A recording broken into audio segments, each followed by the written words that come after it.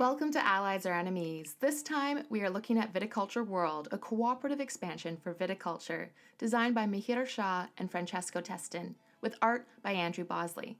This copy was supplied by Stonemaier Games, but the thoughts are all our own. Viticulture World challenges your winemaking skills to 7 different cooperative decks spanning the globe and a bit beyond.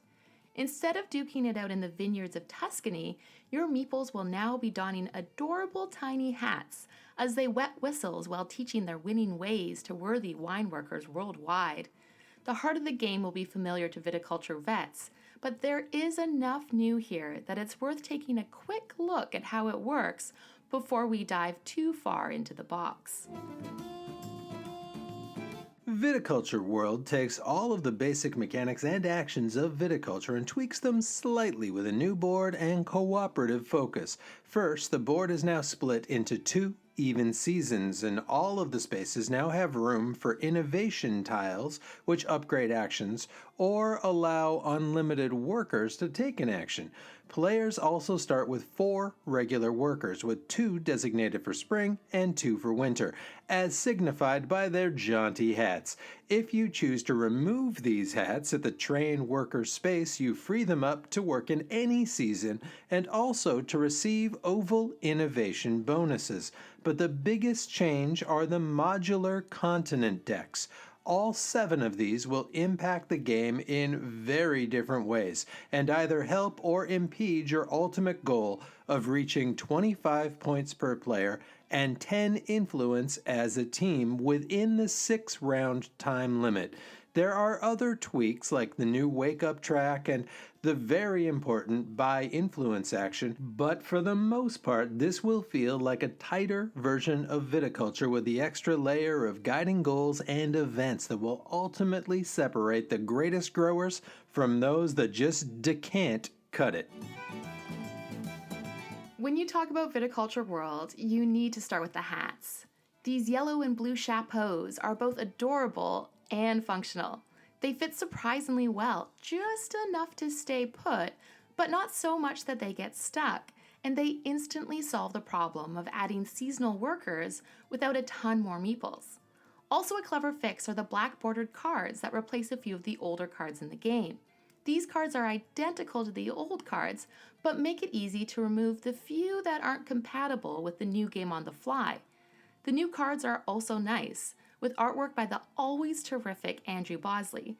The game cards are all clear, the bot cards are easy to use, and there is even the terrific touch of adding new Mama and Papa cards that make it possible to start the game with new combinations of couples. The new board and new innovation tiles are also both pretty and clear. The only complaint we might have here is that the board is just a smidge too big for the original box, which makes it impossible to smush it all together without the wine box. We should also note that the game will come with a few replacement cards for the South American continent that should be switched into the game before you play. As with base viticulture, the player count does make a difference. Viticulture World is a challenge at any count, but at 2 players, you really need to think about how you're using each action.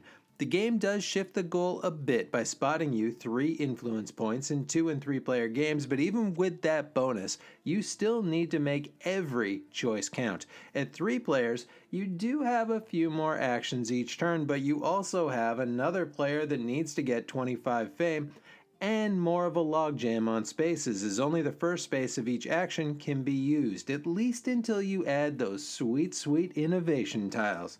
4 players might be the sweet spot, at least for making the game a little bit easier, as both action spaces are open, giving you more options. And we haven't tried 5 or 6, but I'm guessing it falls back into that logjam territory. This isn't to say it isn't fun at all counts. It is. It's just that the puzzle changes, and some counts are harder than others. There's also a solo mode that teams you up with a fairly simple bot named Buratino. This is a surprisingly fun puzzle, as Buratino fills up your spots each season, but also gives you access to more money and the opportunity to gain more cards and resources. I've used the bot in 3 different regions already, and I've really enjoyed the experience. point of an expansion is to increase replayability, which is usually done by adding more of whatever the game already does.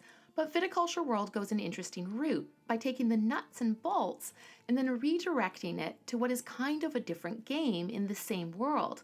We've seen this before with Orléans, and we liked it then, and we like it now. It is fun to take the viticulture skills we've built competitively and put those to the test cooperatively, and this is definitely a test. It also helps that all 7 regions play really differently. Asia adds board overlays. North America has a fame track. Europe has private goals. The overall goal stays the same, but the path is different. And even within regions, because of the inherent randomness of the various card decks and the added randomness of the innovation tiles, you will always have to play the hand you're dealt instead of going in with a firm game plan. And when you do want to change a pace, your meeples can always go back to the fields of Tuscany, but with the option of some new stylish hats. Viticulture has a lot of fans, and for good reason, and overall I think the vast majority are going to enjoy this expansion, but there are a few important things to mention. First, this is a strict timed puzzle. Regular Viticulture is a lovely worker placement engine builder that can ramp up naturally and allow a few bad choices here and there. Viticulture World is a tight 6 rounds of min-maxing your best choices. You will need to work as a team to coordinate 3 or 4 moves ahead, as the vast majority of these continents are real tests of your mental mettle. Also, there will be many games where your focus will likely shift away from actual winemaking, partly because the important spaces fill up and partly because many continents will naturally move your focus. This isn't necessarily a negative, as the game still has you doing wine stuff and you're still going to feel the theme, but it is different. All of that said, this still does feel like viticulture, and for those that are keen for the challenge, there is a very satisfying puzzle to be found here, or rather 7 satisfying puzzles, all of which are totally replayable.